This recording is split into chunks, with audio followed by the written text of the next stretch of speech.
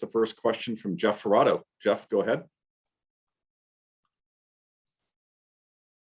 Chase, can you talk about the pressure you faced? It seems like the entire game and how that impacted you.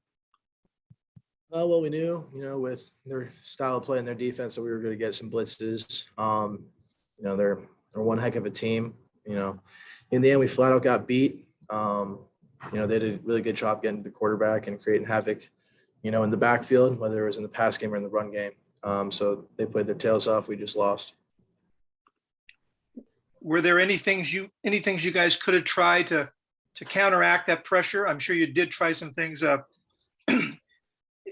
We'll see when we break down the tape if we could have done anything better. I think especially with games like this, you just want to, learn what you can from the mistakes and even, successes and move on. And, we're going to prep for SC, coming tomorrow.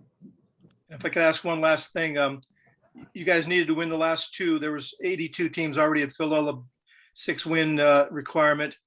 So you couldn't get in with 5. How disappointing is it that your bowl hopes are gone now? It sucks, obviously. As a competitor, as a football player, you want to win. You want to, do the best you can. But we still have one more game at hand with USC back at home. The seniors are going to have a great send-off, and, we're going to go out there on Saturday and look to win. Thank you, Chase. Okay, we'll move next to Steve Kroner. Steve?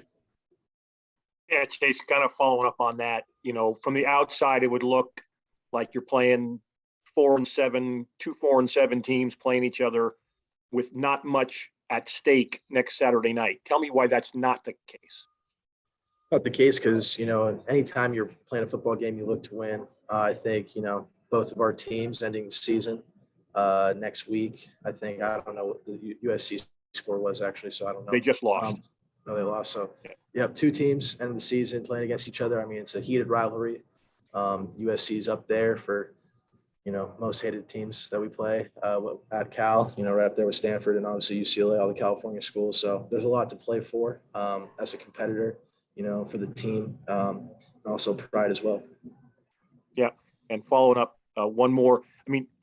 Since the Washington State game, if you throw out the Arizona game, obviously for obvious reasons, your offense really hadn't been stopped by anybody until tonight. What did UCLA do differently than those previous other teams couldn't do?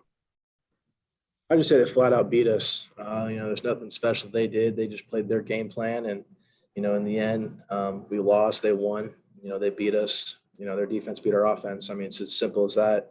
We got to go back tomorrow and look at the tape and learn from it and, apply what we can learn moving forward. Thank you.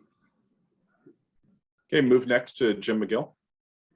Chase, the game was really competitive going into the locker room. It looked like anybody's game, but in the second half, once UCLA started getting rolling, it just seemed to almost be non-competitive out there. Did guys get down a little bit when they started to score?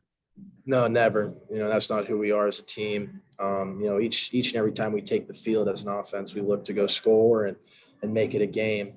Ultimately the game didn't go the way we wanted, but it was never, there was never, a sense of defeat or any of that, in the second half. We just got to be better as an offense, better as a team.